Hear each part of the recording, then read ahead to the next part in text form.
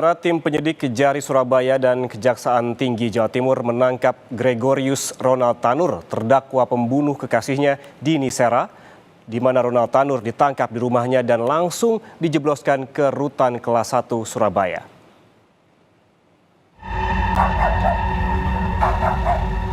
Gregorius Ronald Tanur akhirnya ditangkap oleh tim penyidik Kejaksaan Negeri Surabaya dan Kejaksaan Tinggi Jawa Timur Minggu siang. Ronald Tanur dibawa petugas tanpa perlawanan. Setelah menggeledah dalam rumahnya, petugas kejaksaan kemudian membawa Ronald Tanur ke Kejaksaan Tinggi Jawa Timur dengan beberapa mobil. Ronald Tanur juga tampak membawa sebuah tas saat digelandang petugas kejaksaan. Ronald Tanur langsung dijebloskan ke rumah tahanan kelas 1 Medaeng, Surabaya.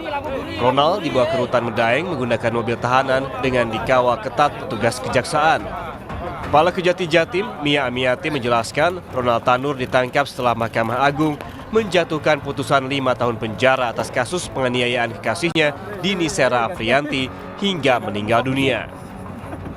Putusan kasasi ini juga membatalkan vonis bebas Ronald Tanur di Pengadilan Negeri Surabaya beberapa waktu lalu. Pihak Kejati Jatim sempat merasa kecewa atas vonis hanya 5 tahun penjara dalam sidang kasasi Mahkamah Agung dengan terdakwa Gregorius Ronald Tanur.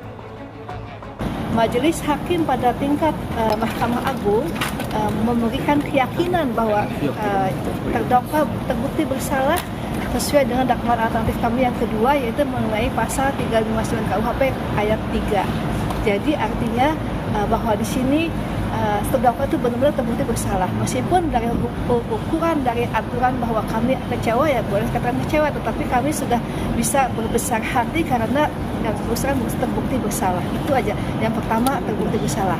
Nanti kalau misalnya di perjalanan ada novum bisa kita bayarkan pekat. Tapi sekarang tidak menghalangi upaya hukum, tetap kita laksanakan eksekusi terlebih dahulu.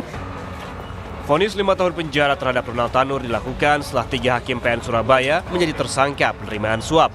3 hakim yang sebelumnya memvonis bebas Ronald ini terjaring dalam operasi tangkap tangan yang dilakukan Kejagung pada Rabu pekan lalu. Tim Liputan, Kompas TV.